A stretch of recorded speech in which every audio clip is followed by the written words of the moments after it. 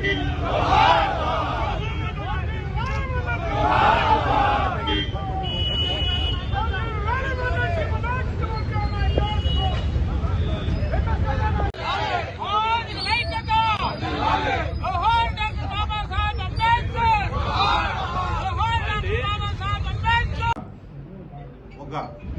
పండుగ వాతావరణాన్నిగా ఈరోజు దేశంలో చేసుకుంటున్నారు. ఈ ఎస్సీ వర్గీకరణ అనేది తెలుగుదేశం పార్టీ ఎన్టీ రామారావు గారు స్థాపించినప్పటి వ్యవహారం. ప్రతి సామాజిక వర్గానికి మేలు చేయాలి, బడుగులకు బలహీన వర్గాలకు అన్ని వర్గాలకు మంచి జరగాలనే ఉద్దేశంతో ఆ రోజు స్వర్గీయ రామారావు గారు పార్టీ స్థాపించడం జరిగింది. అదే అమలుగా ఇప్పుడున్న ముఖ్యమంత్రి మా నాయకుడు చంద్రబాబు నాయుడు గారు అమలు చేసుకుంటూ ఈ రోజు సుప్రీంకోర్టులో ఇచ్చిన దానికి గత 30 ఏళ్ల ముందు చూపు ఉన్న నాయకుడు చంద్రబాబు నాయుడు గారు అనడానికి ఇది ఒక నిదర్శనము. ఆ రోజుల్లోనే ఒక కమిషన్ వేసి కేంద్రానికి పంపించడం జరిగింది. ఆ ఫలితం ఈ రోజుకు మరి ఆయన ఉన్నప్పుడే ఈ శుభ పరిణామం జరగడం అంటే అందరికీ సంతోషంగా ఉంది.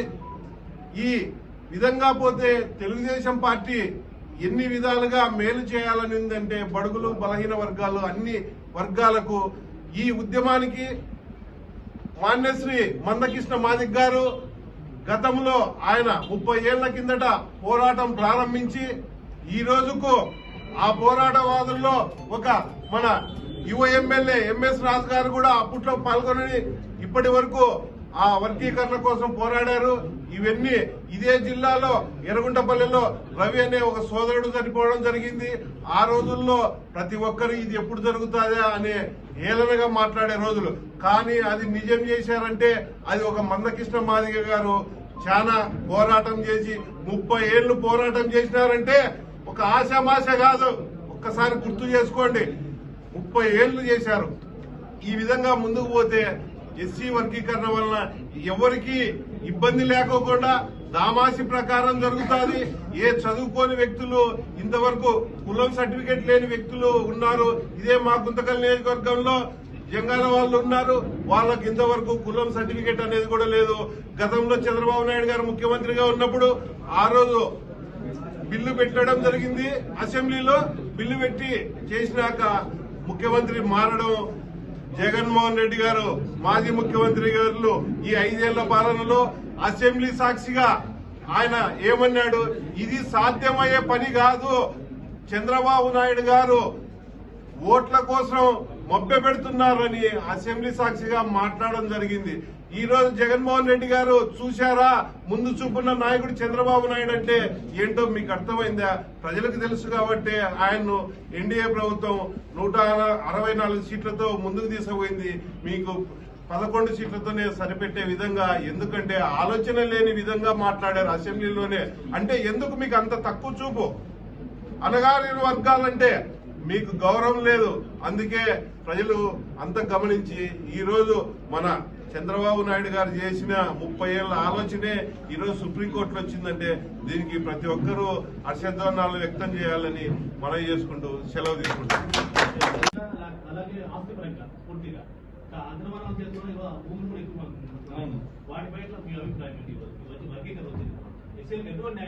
ఎస్సీ వర్గీకరణ అనేది విద్యలోను ఉద్యోగాల్లోనూ అవకాశాలు కల్పిస్తాయి. ఉదాహరణకి 100 లోన్లు ఉన్నాయనుకున్నాం, సంక్షేమ ఫలాలు ఉన్నాయనుకుంటే ఈ జిల్లాలో మాదిగలు ఎక్కువ కాబట్టి 1% మాదిగలకి, మిగతా % మాలులకి ఇది చట్టం చేయబడుతుంది. మాదిగలు అధికంగా ఉన్న చోట 100 లోన్లు మాదిగలు తీసుకోవడానికి లేదు, మాల సోదరులు తీసుకోవడానికి ఉంది. అదేవిధంగా మాల సోదరులు ఎక్కువ ఉన్న జిల్లాల్లో మాదిగలకు అన్యాయం జరగకోకుండా ఇదొక వర్గీకరణ, ఏబిసిడి వర్గీకరణ అనేది కులాల జనాభా దామాసా ప్రకారం వాళ్ళకి అవకాశాలు కల్పించడం. కొంతమంది మాదిగలు ఏబిసిడి వర్గీకరణ ఉండాలి కానీ అన్ని వర్తించాలి. ఆర్థికంగా కానీ భూమిపరంగా కానీ అన్ని రకాల అవగాహన లేని మాట్లాడడానికి మనం సమాధానం చెప్పగలం సోదరా. ఎందుకంటే ప్రభుత్వాలు ఏం చేయగలవు? విద్య, ఉద్యోగ ఆర్థిక పరమైనటువంటి అంశాల్లో చేయూతనిచ్చే చోట ప్రభుత్వాలు ఉంటాయి. భూ సంస్కరణ చట్టం గతంలో అమలైనాయి. కొన్ని ప్రభుత్వాలు భూ పంపిణీ కార్యక్రమం చేశాయి. కొన్ని చంద్రబాబు నాయుడు గారు భూమి కొనుగోలు పథకం ద్వారా రైతుల దగ్గర నుంచి భూమి కొనుగోలు చేసి దళితులకి భూమిని యజమాని చేసినటువంటి సందర్భాలు ఉన్నాయి. ఇలాంటి సందర్భాలు ఉన్నాయి. ఈ వర్గీకరణ అనేది విద్య ఉద్యోగాల్లో కులాల జనాభా దామాసా ప్రకారం వాళ్ళకి అంత వాటా కల్పించడం. సరే, ఇప్పుడు మహిళలకు కూడా ఈ రిజర్వేషన్ రాజకీయంగా వచ్చే ఎన్నికల ఇప్పుడు సపరేట్ అయిపోతుంది. చట్టం చేశారు కదా పార్లమెంట్ లో, దాంట్లో కూడా మా వాటా మాకు వస్తారు, మా మహిళలకు వాటా వస్తారు. ప్రతి ఎస్సీకి 3 ఎకరాల భూమి ఇవ్వాలని చెప్పి రాజ్యాంగంలో ఉంది. దాన్ని మీరు అమలు చేస్తారా? ప్రతి ఎస్సీకి 3 ఎకరాల భూమి ఇవ్వాలని చెప్పి రాజ్యాంగంలో ఉంది కదా సార్. అంటే భూమి లేని రాజ్యాంగంలో అట్లుండదు. భూమి లేని వారికి రాజ్యాంగంలో అట్లుండదు. రాజ్యాంగంలో అట్లుండదు. రాజ్యాంగంలో డిమాండ్లు ఉండవు, హక్కులు ఉంటాయి. అమలు చేసే విధానానికి మార్గదర్శకాలు ఉంటాయి. మాదిగల్లో ఉపకులాలు ఎన్ని ఉన్నాయి? బాగా వెనుకబడ్డ కులం ఇప్పుడు రెల్లి అనే కులం ఉంది. విజయవాడ, విజయనగరం, గుంటూరు, శ్రీకాకుళం లాంటి పట్టణాల్లో ఉంటాయి. వాళ్ళు ఇప్పటికీ మున్సిపాలిటీ బాకీ పనులు చేసేటువంటి వీళ్ళు ఇప్పటి వరకు అటెండర్ కాదు కదా, ఏమీ కాలేనటువంటి వాళ్ళు ఉన్నారు. బేడ బుడగజంగం ఉంది మాది ఉపకులాల్లో, వాళ్ళకి ఇప్పటికీ క్యాస్ట్ సర్టిఫికేట్ కూడా ఉండదు. అంటే ఇలాంటి కులాలన్నిటికీ కూడా అవకాశాలు వస్తాయి. ఇది మాదిగలకు అనుకూలమైన తీర్పు కాదు, మాలలకి ఇంకో కులానికి వ్యతిరేకమైన తీర్పు కాదు. అందరికీ సమాన అవకాశాలు కల్పించేటువంటి, విస్మరించకుండా ప్రభుత్వాలని గుర్తు చేసేటువంటి చట్టం. 58 ఉండేవి, ఇప్పుడు 60 అయినాయి. బుడగజంగాలు అనేది ఎస్సీలో ఉన్నటువంటి ఎస్సీ ఉపకులాల్లో ఒక కులము. జంగాలు అనే కులము బీసీలో ఉండడం వల్ల బేడ బుడగజంగము, జంగాలు అనే బీసీ కులాలు, బేడ బుడగజంగం ఎస్సీ సర్టిఫికేట్ తీసుకోవడం వల్ల రాజశేఖర రెడ్డి గారు ముఖ్యమంత్రిగా ఉన్నప్పుడు 144 జీవోని తెచ్చి సర్టిఫికేట్ ఇవ్వకుండా ఆపడం జరిగింది. మొన్న చంద్రబాబు నాయుడు గారు 18 ముఖ్యమంత్రిగా ఉన్నప్పుడు బుడగజంగాలతో మీటింగ్ పెట్టి ఒక కమిషన్, శర్మ కమిషన్ వేసి నివేదికని కేంద్రానికి పంపించడం జరిగింది. ఈ 5 ఏళ్లలో అది అమలు కాలే. ఇప్పుడు మళ్ళీ వాళ్ళకు కూడా బేడ బుడగజంగానికి కూడా ఎస్సీ ఉపకులాలు కుల ధృవీకరణ చేసేటువంటి అంశం వస్తుంది. ఈరోజు అనంతపురం నగరంలో ఉన్న డాక్టర్ బాబాసాహెబ్ అంబేద్కర్ గారికి పూలమాల వేయడానికి ఎంఆర్పీఎస్ మరియు అనుబంధ సంఘాలంతా కలిసి వచ్చాం. ప్రధానమైన కారణం షెడ్యూల్ కులాల వర్గీకరణ. సుప్రీంకోర్టులో ఆయా రాష్ట్రాలకు అధికారాలు ఇస్తూ షెడ్యూల్ కులాల వర్గీకరణ చేసుకోవచ్చని చెప్పని తీర్పు ఇచ్చిన దానికి మేము సుప్రీంకోర్టుకు ప్రధానంగా ధర్మాసనానికి కృతజ్ఞతలు చేస్తూ, దీనికంతటికీ ప్రధానమైన కారణం మందకృష్ణ గారు.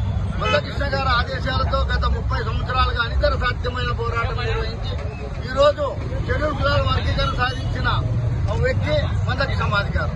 ఆయన ద్వారా కిషన్ రెడ్డి గారు అయితేనే, నరేంద్ర మోడీ గారు అయితేనే, మొట్టమొదటిగా మనం చెప్పుకోవాల్సింది చంద్రబాబు నాయుడు గారి గురించి చెప్పాలా, ఆయన అయితేనే, వెంకయ్య నాయుడు అయితేనే, వీళ్ళందరూ సహకారాలు ఉండబట్టే కృష్ణమాదిగ గారి ఏ నిర్ణయం తీసుకున్నా జాతి ప్రయోజనాల దృష్ట్యా, జాతి ప్రయోజనాలు దాంట్లో ఇమిడి ఉంటాయి. ఆ జాతి ప్రయోజనాలు ఉంటేనే ఆయన ముందుకెళ్తారు, లేకపోతే వెళ్లే వ్యక్తి కాదు. ఆ విధంగానే ఆయన ఒక వ్యూహరచన చేసి షెడ్యూల్ కులాల వర్గీకరణ పైన నరేంద్ర మోడీ గారిని, వెంకయ్య నాయుడు గారిని, అమిత్ షా గారిని, అదేవిధంగా కిషన్ రెడ్డి గారిని మరి ప్రతి ఒక్కరికి తన వ్యూహంలో భాగం చేసి షెడ్యూల్ కులాల వర్గీకరణ ఈరోజు మందకృష్ణ గారు సాధించారు. ఆయనకి యావత్ జాతి జీవితాంతం రుణపడి ఉంటాము. కృష్ణమాదిగ గారి ఆదేశాల ద్వారా షెడ్యూల్ కులాల వర్గీకరణ అయిన తర్వాత 96 నుంచి 97 వరకు, మరి అదేవిధంగా 2000 నుంచి 2004 వరకు షెడ్యూల్ కులాల వర్గీకరణ ఆంధ్ర రాష్ట్రంలో అమల్లో ఉన్నప్పుడు 25,472 ఉద్యోగాలు వచ్చాయి. అప్పుడే ఈ టీచర్స్ కి అది ఎక్కువ ఉద్యోగాలు వచ్చాయి. అంటే షెడ్యూల్ కులాల వర్గీకరణలో ఎంత బలం ఉందో మనం అర్థం చేసుకోవాలి.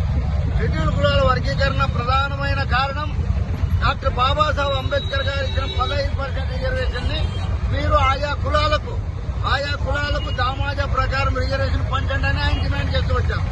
ఏమిటా డిమాండ్ అంటే 15% రిజర్వేషన్ ఇచ్చిందని ఎస్సీలు అంటే కానీ మాలమాదిగలే మాత్రమే, అదేవిధంగా హరిజనులు అంటే మాలమాదిగలని అనుకుంటారు. అట్లా కాకుండా ఎస్సీలో ఉండే మరి 59 కులాలు ఉన్నాయి.